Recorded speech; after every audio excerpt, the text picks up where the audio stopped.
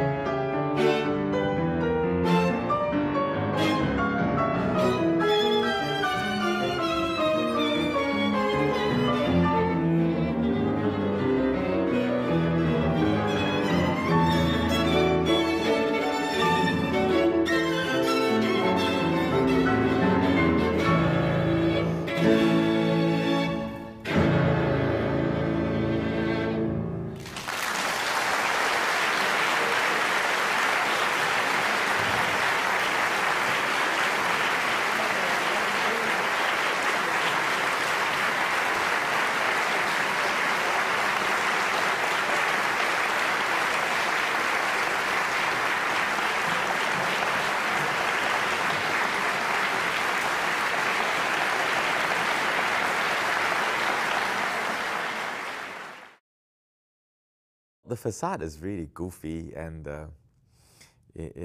but you know, very clever. I mean, you know, it's probably one of the earliest rap music that you can find. You know, it's in a way Gilbert Sullivan, you know, like, and yet it's. I just find it very clever. I mean, the trick in presenting the piece in the public performance is to have the audience be able to hear as much of the poems as possible, so that you get the witty, all the witty. I mean, it's hard because when you read it, then you start to get all the double entendre and all the funny rhymes that you'll get. But sometimes with music, it's a little hard to decipher.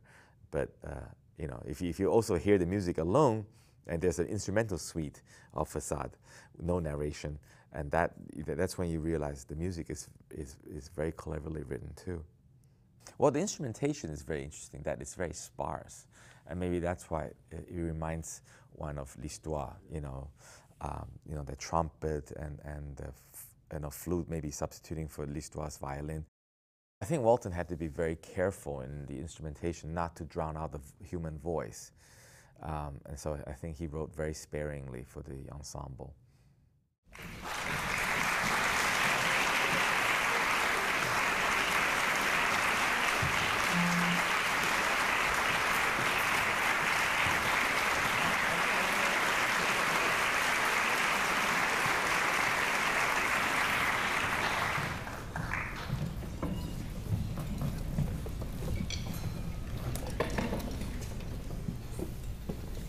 Well, this all started because William Walton was a house guest of the Sitwells in the early 1920s when he was about 19, less than half the age he was when he wrote that amazing violin sonata that Jimmy and Andre played at the beginning of the program.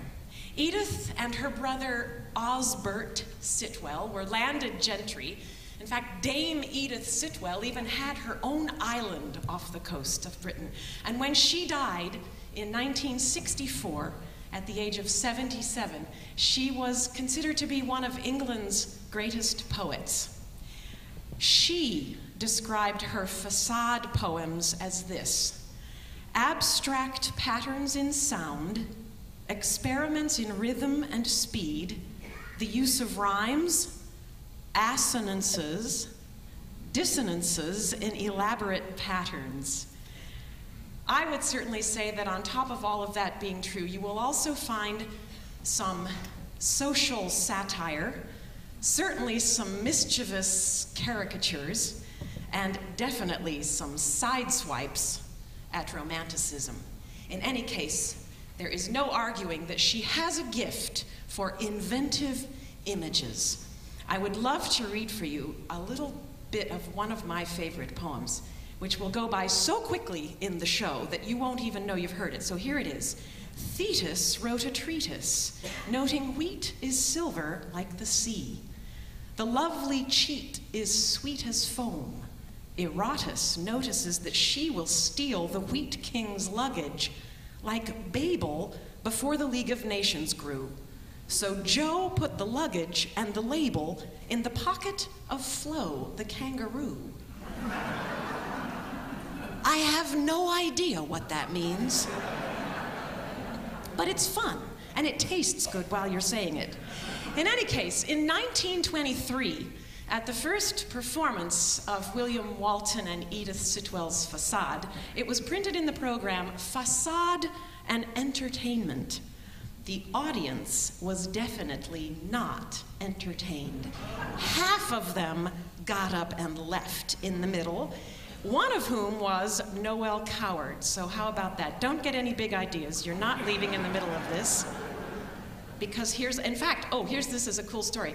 Osbert, Edith's brother, told her, it was such a disaster, the first performance, that Osbert told her she really should wait in her dressing room, because if she came out too soon after the show was over, she would definitely meet injury. However, time is very forgiving, and 3 years later, in 1926, the second performance of the Walton and Sitwell Facade took place, and the London Times declared it the jolliest entertainment of the season. So there you have it. What else can we tell you? We do hope this will sit well with you. Just lie back and think of England.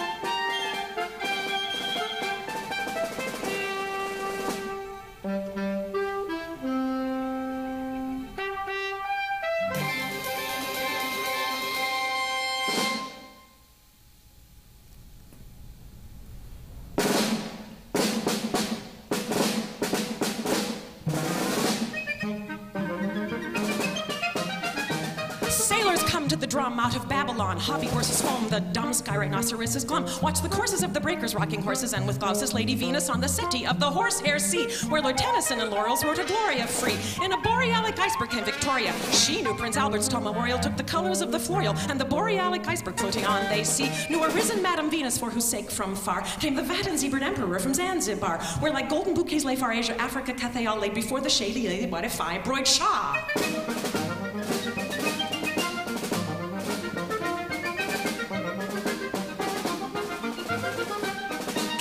Stout as any water butt came stood, with Sir Bacchus both the drinking the black tarred grape's blood, plucked among the tartan leafage by the furry little griefage, could that wither like a squirrel with a gold star nut. Queen Victoria sitting swept upon the rocking horse of a wave said to the laureate, this minx of course is as sharp as any lynx and blacker deeper than the drinks and quite as hot as any Hottentot without remorse. For the minx, said she, and the drinks you can see are hot as any Hottentot, not the goods for me.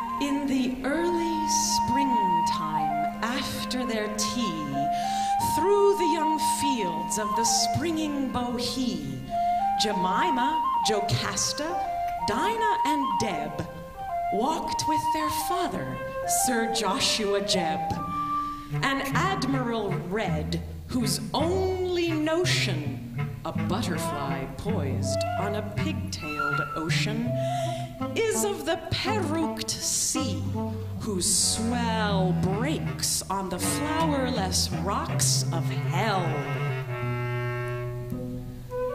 Under the thin trees, Deb and Dinah, Jemima, Jocasta, walked, and finer their black hair seemed, flat sleek to see, than the young leaves of the springing bohea. Their cheeks were like nutmeg flowers when swells the rain into foolish silver bells. They said, if the door you would only slam, or if, Papa, you would once say damn, instead of merely roaring avast, or boldly invoking the nautical blast. We should now stand in the street of hell, watching siesta shutters that fell with a noise like amber softly sliding. Our moonlike glances through these gliding would see at her table preened and set Myrrhina sitting at her toilette, with eyelids closed as soft as the breeze that flows from gold flowers on the incense trees. The Admiral said, you could never call, I assure you it would not do at all. She gets down from table without saying please, forgets her prayers and to cross her T's. In short, her scandalous reputation reputation has shocked the whole of the hellish nation, and every turbaned chinoiserie with whom we should sip our black bohea would stretch out her simian fingers thin to scratch you, my dears, like a mandolin.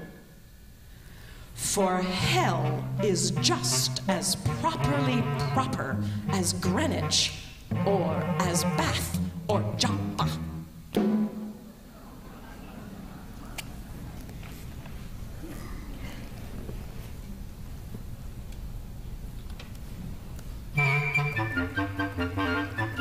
What are you staring at, mariner man? Wrinkled as sea sand and old as the sea. Those trains will run over their tails if they can, snorting and sporting like porpoises. Flee!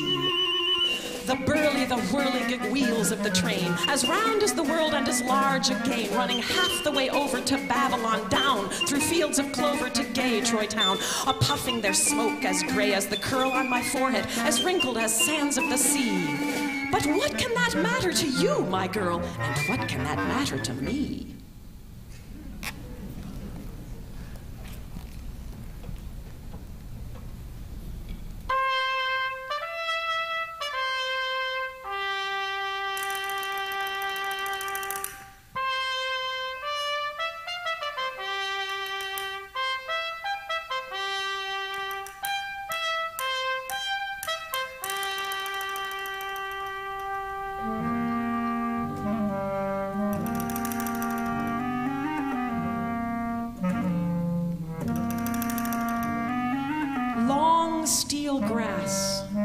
Soldiers pass.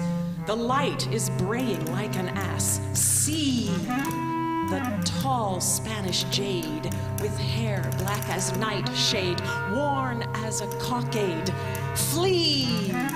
Her eyes gasconade and her gowns parade, as stiff as a brigade. Tee-hee! The hard and braying light is zebraed black and white. It will take away the slight and free. Tinge of the mouth organ sound, oyster stall notes oozing round her flounces as they sweep the ground. The trumpet and the drum and the martial cornet come to make the people dumb, but we won't wait for Slyfoot night, moonlight watered, milk white bright, to make clear the declaration of our Paphian vocation beside the castanetted sea, where stalks il capitaneo, swaggart braggadocio, sword and mustachio. He is green as a casada, and his hair is an armada. To the jade, come kiss me harder, he called across the battlements, as she heard our voices thin and shrill as the steely grasses thrill, or the sound of the onika when the foca has the pica in the palace of the queen, Chinese.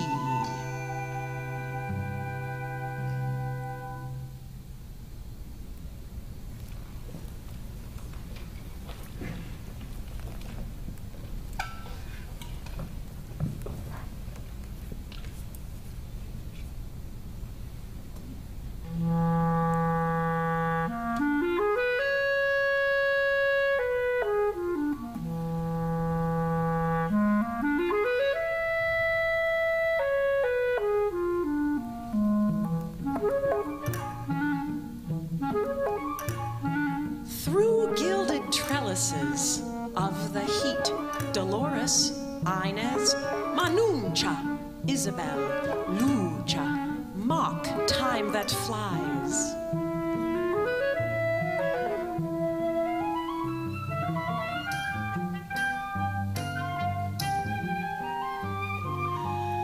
Lovely bird, will you stay and sing? Flirting your sheened wing, peck with your beak and cling to our balconies? They flirt their fans flaunting. Oh, silence enchanting as music, then slanting their eyes, like gilded or emerald grapes, they take mantillas, capes, hiding their simian shapes. Sighs, each lady our spadille is done. Dance the quadrille from hell's towers to Seville. Surprise their siesta, Dolores said.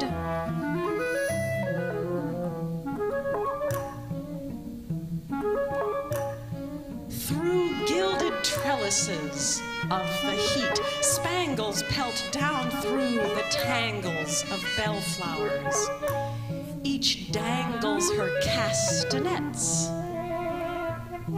Shutters fall while the heat mutters, with sounds like a mandolin or tinkled tambourine.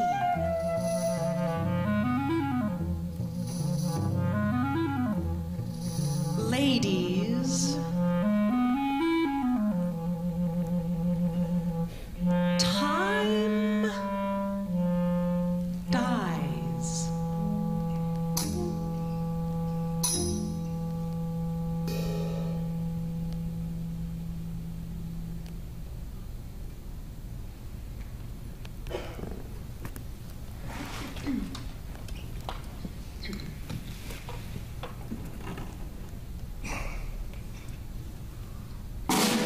When Don Pasquito arrived at the seaside, where the donkeys hide a tide braid, he saw the bandito Joe in a black cape, whose slack shape waved like the sea. Thetis wrote a treatise noting wheat is silver like the sea. The lovely cheetah, sweet as foamy Eurotas notices that she will steal the wheat king's luggage like Babel before the League of Nations grew. So Joe put the luggage and the label in the pocket of Flo the kangaroo. Through trees like rich hotels that bode of dreamless ease fled she, carrying the load and goading the road through the marine scene to the sea.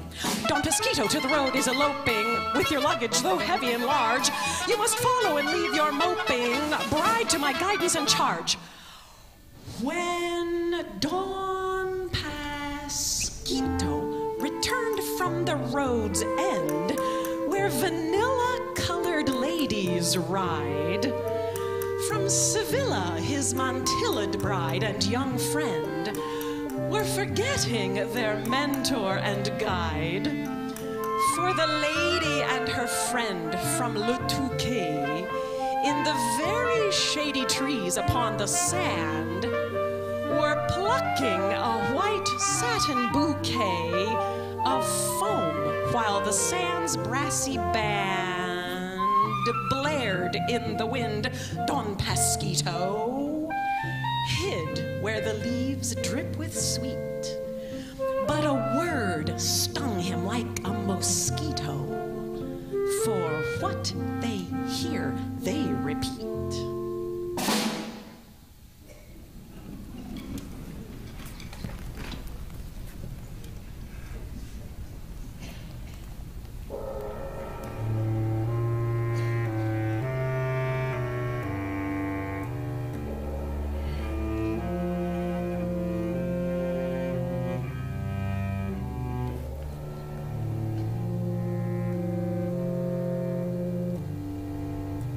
Jumbo asleep, gray leaves, thick-furred as his ears, keep conversations blurred.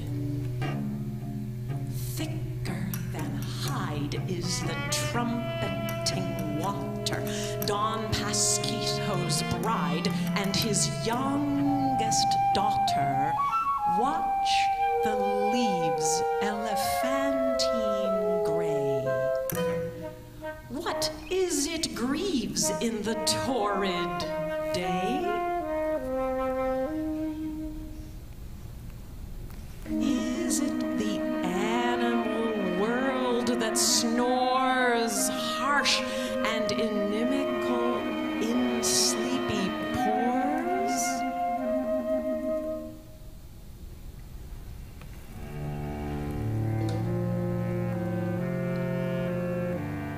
And why should the spine flowers red as a soldier make Don Pasquito seem still moldier.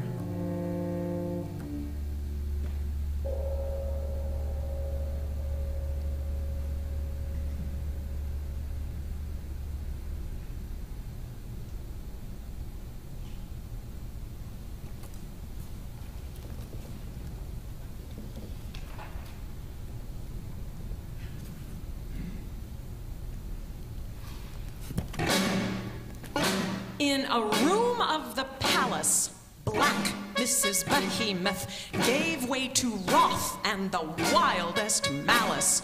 Cried Mrs. Behemoth, "Come, come, come, court lady, doomed like a moth through palace rooms shady."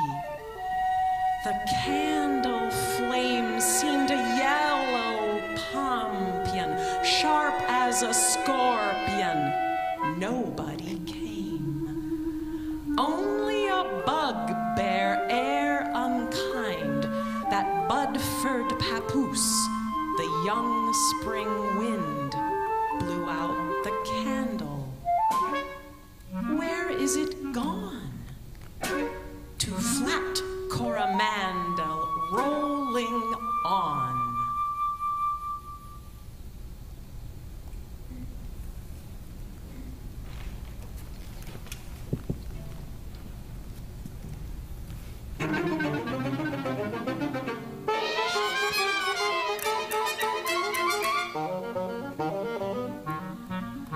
Where the satyrs are chattering, nymphs with their flattering glimpse of the forest enhance, while the beauty of marrow and cucumber narrow and Cirrus will join in the dance. Where the satyrs can flatter the flat-leaved fruit and the gherkin green and the marrow, said Queen Venus, Silenus will settle between us the gourd and the cucumber narrow. See, like palaces hid in the lake, they shake, those greenhouses shot by their arrow narrow. The gardener seizes the pieces like creases for gliding the pot-shedding barrow. There the radish roots and the strawberry fruits fill the nymphs' high boots in the glade, trampling and sampling mazorcas, kachorkas, and turcas, kakoviaks hid in the shade.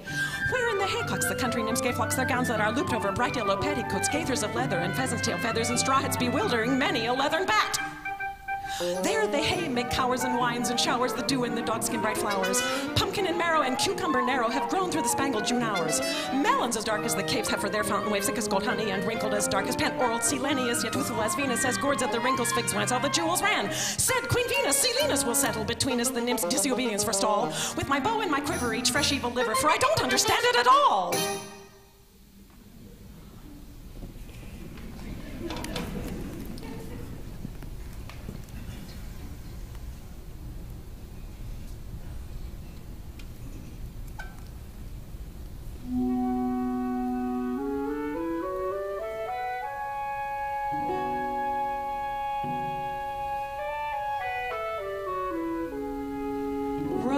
And Alice, oh, the pretty lassies, with their mouths like a callus and their hair a golden palace, through my heart like a lovely wind they blow.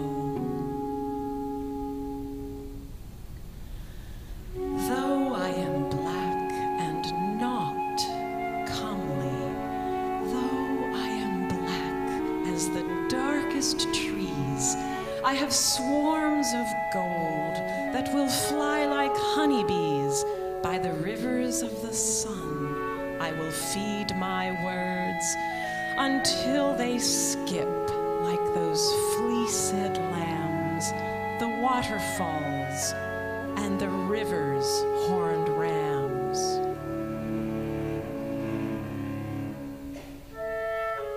Then for all my darkness I shall be the peacefulness of a lovely tree wherein the golden birds are singing in the darkest branches. Oh.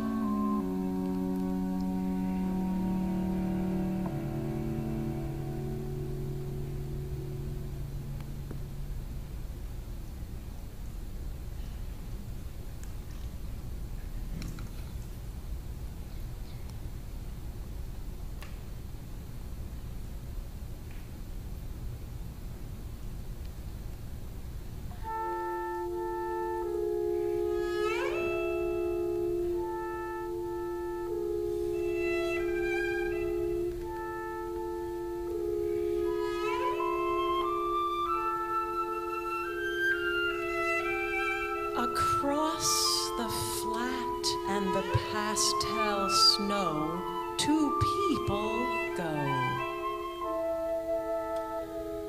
And do you remember when last we wandered this shore?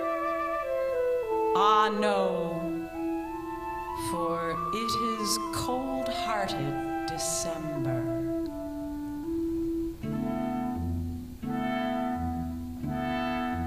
Dead the leaves that like asses' ears hung on the trees when last we wandered and squandered joy here. Now Midas, your husband, will listen for these whispers, these tears for joy's bier.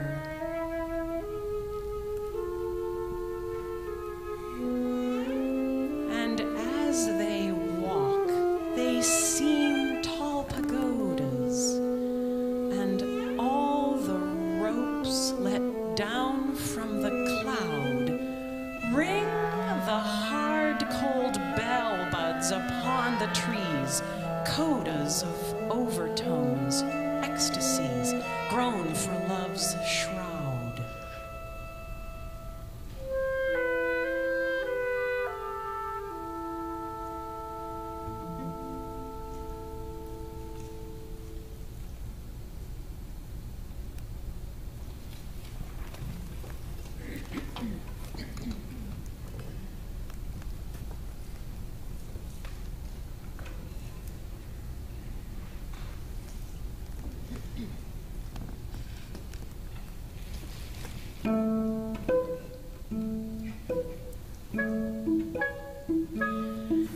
That hob-nailed goblin, the bob-tailed hob, said, "It is time I began to rob." For strawberries bob, hop-bob with the pearls of cream, like the curls of the dairy girls. And flushed with the heat and fruitish ripe are the gowns of the maids who dance to the pipe. Chase a maid! She's afraid. Go gather a bob-cherry kiss from a tree, but don't, I prithee, come bothering me, she said, as she fled. The snouted satyrs drink clouted cream neath the chestnut trees, as thick as a dream. So I went and leant, where none but the doltish, coltish wind nuzzled my hand for what it could find. As it neighed, I sayed, "Don't touch me, sir, don't touch me, I say. You'll tumble my strawberries into the hay. Those snow mounds of silver that be the spring has sucked his sweetness from, I will bring with fair-haired plants and with apples chill for the great god Pan's high altar. I'll spill not one." So in fun, we rolled on the grass and began to run, chasing that gaudy satyr, the sun. Over the haycocks away we ran, crying, "Here be berries as sunburnt as Pan." But Silenus has seen us. He runs like the rough satyr sun. Come away.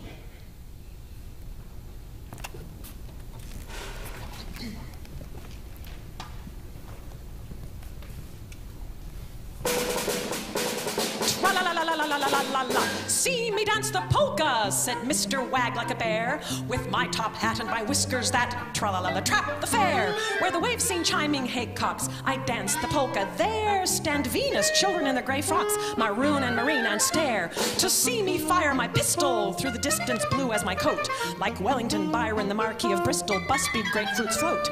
Where the wheezing hurdy-gurdy of the marine wind blows me to the tune of Annie Rooney sturdy over the sheafs of sea. And bright as seedman's packet with zinnias, candy tufts chill is Mrs. Marigold's jacket as she gapes at the indoor still, where at dawn in the box of the sailor, blue as the decks of the sea, Nelson awoke, crowed like the cocks, and back to the dust sank he. And Robinson Crusoe rues so the bright and foxy beer, but he finds fresh isles and a negress smiles, the foxy doxy dear. As they watch me dance the polka, said Mr. Wag like a bear, in my top hat and my whiskers that tra-la-la-la-trap the fair. Tra-la-la-la-la-la, tra-la-la-la-la-la, tra-la-la-la-la-la-la-la-la-la.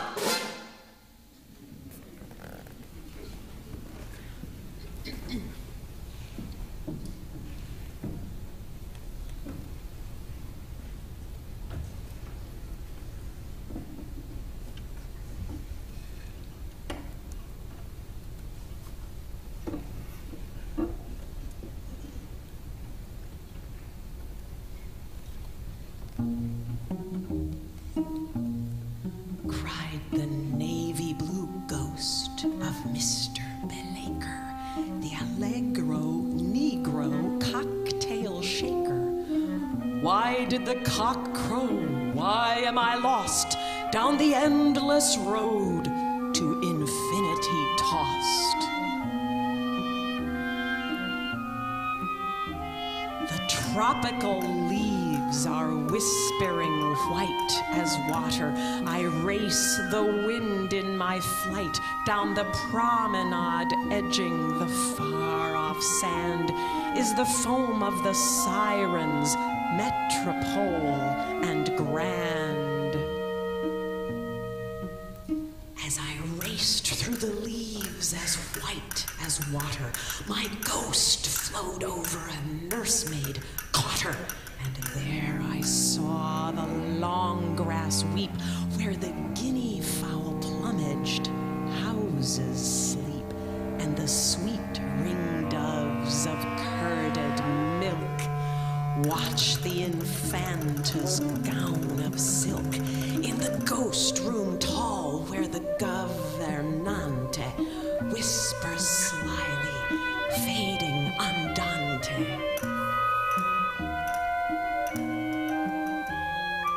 In at the window then looked he, the navy blue ghost of Mr. Belaker, the Allegro Negro cocktail shaker. And his flattened face like the moon saw she, rhinoceros black, yet flowing like the sea.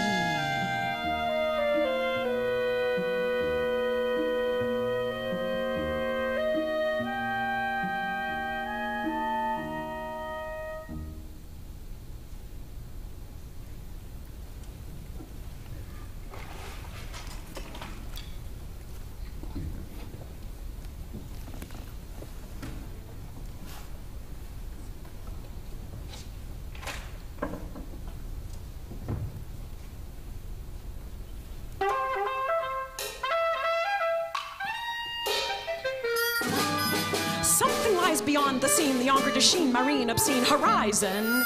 In hell, black as a bison. See the tall black Elgar on the sofa in the algamope, his bell rope. Moustache, clear as a great bell, waves in 1880 buses come, late with tambourines of rustling foam. They answer to the names of ancient dames and shames, and only call horizons their home. Coldly wheeze Chinese as these black armored fleas that dance the breeze is seeking for horizons wide from horizons. In her white vermilion pavilion by the seaside, the doors clang open and hide where the wind died. Nothing but the princess cockatrice lean, dancing a caprice to the wind's tambourine.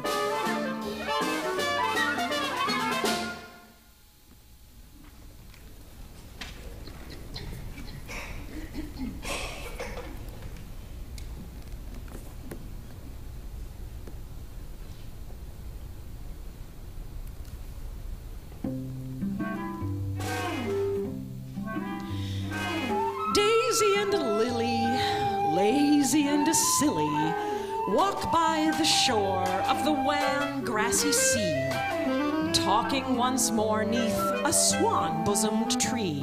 Rose castles, tourelles, those bustles where swells each foam bell of ermine. They roam and determine what fashions have been and what fashions will be. What tartan leaves born, what crinolines worn. By Queen Thetis, Peleus of Tarleton, blue like the thin platted leaves that the castle crags grew, or velour, Dafrand on the water's god's land. Her hair seemed gold trees on the honey-cell sand, when the thickest gold spangles on deep waters seen were like twanging guitar and like cold mandolin. And the nymphs of great caves, with hair like gold waves of Venus, wore tarlatan. Louise and Charlottine Boreas daughters, and the nymphs of deep waters, the nymph Talione, Greasy, the Ondine, where plaided Victoria thin Clementine like the crinolined waterfalls. Wood nymphs wear bonnets, shawls, elegant parasols. Floating are seen the Amazons wear balzarine of jonquille beside the blonde lace of a deep falling rill. Through glades like a nun they run from and shun the enormous and gold-rayed rustling sun. And the nymphs of the fountains descend from the mountains like elegant willows on their deep barouche pillows. In Kashmir, Alvandar, Barège, Isabelle, like bells of bright water from clearest wood well, our elegant favoring bonnets of blonde, the stars in their aperies, sylphs in their aviaries, seeing them spangle these, and the sylphs fond from their aviaries fanned with each long fluid hand, the manto espagnol mimic the waterfalls over the long and the light summer land.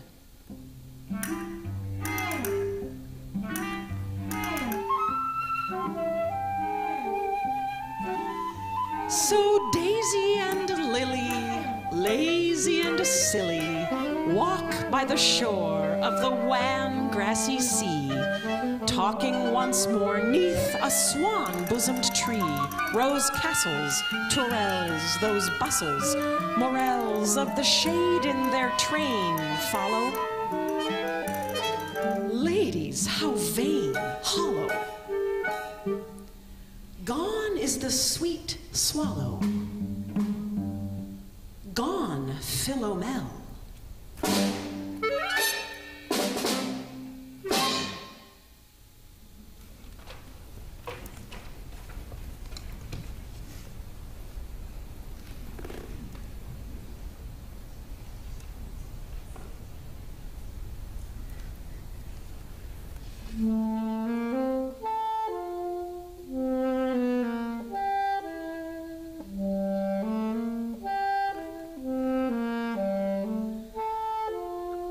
We bear velvet cream, green and babyish.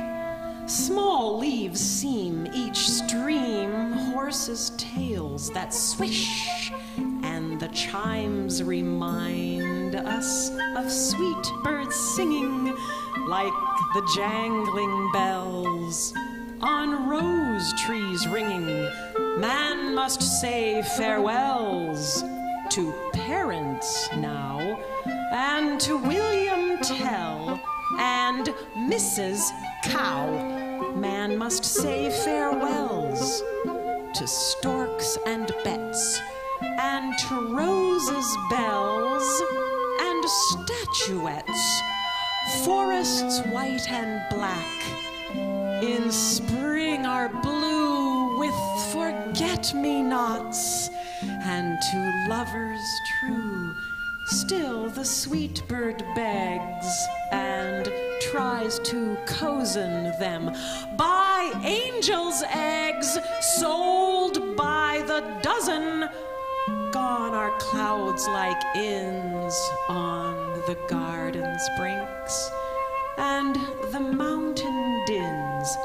Ganymede sells drinks, while the days seem gray, and his heart of ice, gray as chamois, or the Edelweiss, and the mountain streams like cowbells sound, tira, lira, drowned in the waiter's dreams, who has gone beyond the forest waves, while his true and fond ones seek their graves.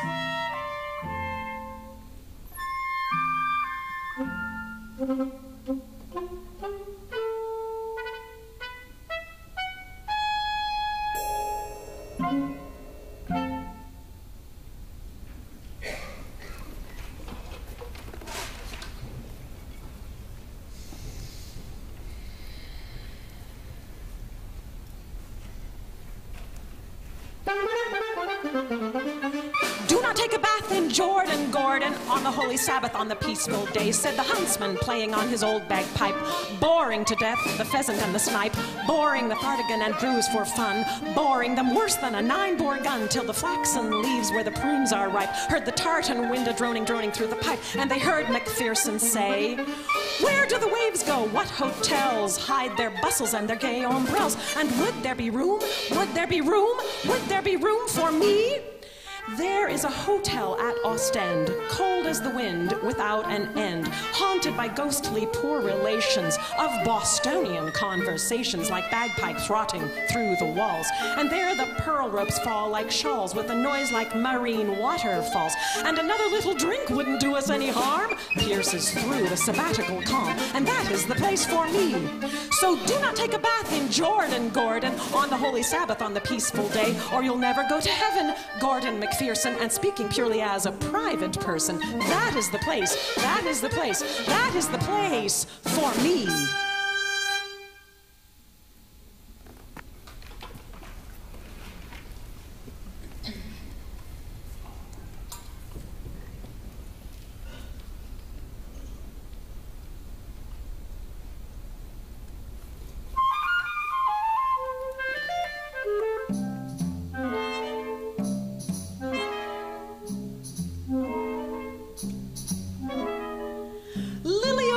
Silly and shady, longing to be a lazy lady, walked by the cupola's gables in the lake's Georgian stables. In a fairy tale like the heat intense and the mist in the woods went across the fence, the children gathering strawberries are changed by the heat into negresses. Though their fair hair shines, they're like gold-haired planets, Calliope, Eope, Pomomon, Antiope, Echo, and Cleo. Then Lily O'Grady, silly and shady, sauntered along like a lazy lady beside the waves. Haycock's gowns, her tucks with the satin, the color of shining green duck. Fol-de-rol, parasol was a great gold sun over the haycock shining, but she was a negress, black as the shade that time on the brightest lady laid. Then a satyr dog-haired as trunks of trees began to flatter, began to tease. And she ran like the nymphs with golden foot that trampled the strawberry buttercup root in the thick gold dew as bright as the mesh of dead Panope's golden flesh. Made from the music whence were born Memphis and Thebes in the first hot morn, and ran to wake in the lake where the water ripples seem hay to rake. And Charlatine, Adeline, round rose bubbling Victorine, and the other fish express a wish for mastic mantles and gowns with a swish, and bright and slight as the posies of buttercups and of roses, and buds of the wildwood lilies, they chase her as frisky fillies. The red retriever-haired satyr can whine and tease her and flatter, but Lily O'Grady, silly and shady, in the deep shade is a lazy lady. Now Pompey's dead, Homer's red, Heliogabalus lost his head, and shade is on the brightest wing, and dust forbids the birds to sing.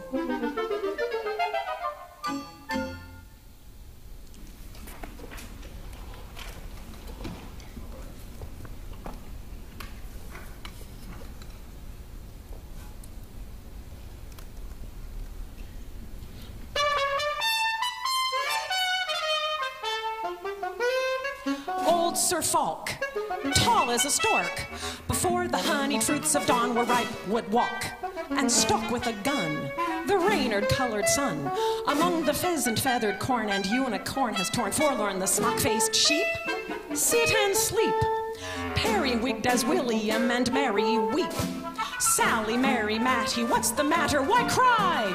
The huntsman and the raynard-colored sun, and I sigh. Oh, the nursery-maid Meg, with a leg like a peg, chased the feathered dreams like hens, and when they laid an egg in the sheepskin meadows where the serene King James would steer horse and hounds, then he from the shade of a tree picked it up as spoil to boil for nursery tea, said the mourners. In the corn tower strain, feathered tall as a crane, and whistling down the feathered rain, old Noah goes again. An old dull mome with a head like a poem, seeing the world as a bare egg laid by the feathered ere Meg would beg 3 of these for the nursery teas. Of Japhet, Sham, and Ham she gave it underneath the trees, where the boiling water hissed. Like the goose king's feathered daughter kissed. Pot tin pan and copper kettle put upon their proper metal, lest the flood begin again through these. Again through these.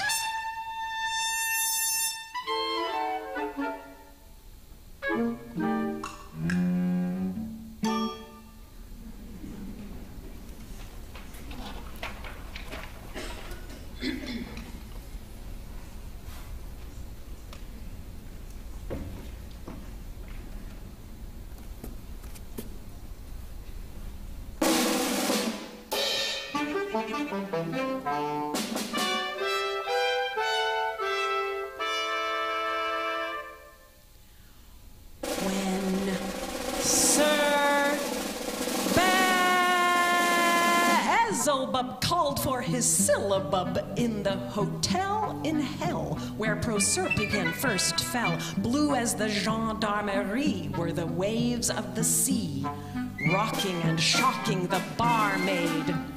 Nobody comes to give him his rum, but the rim of the sky hippopotamus glum enhances the chances to bless with a benison Alfred Lord Tennyson, crossing the bar laid with cold vegetation from pale deputations of temperance workers, all signed in memoriam, hoping with glory to trip up the laureate's feet, moving in classical meters. Like balaclava, the lava came down from the roof, and the sea's blue wooden gendarmerie took them in charge while Beelzebub roared for his rum. None of them come!